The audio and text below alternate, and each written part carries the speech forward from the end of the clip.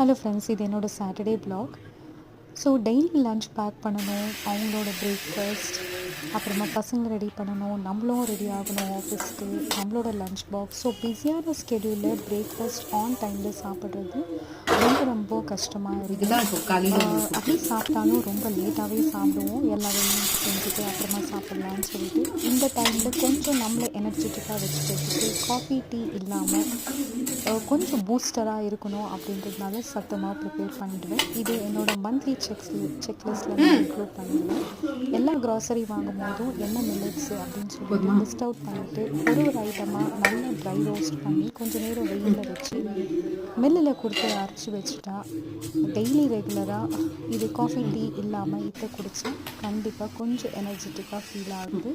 So அதனால நம்மளை பற்றி கொஞ்சம் திங்க் பண்ணணும் இல்லையா? நம்ம திங்க் பண்ணாமல் இனி யார் திங்க் பண்ணுவோம்? தேங்க்யூ.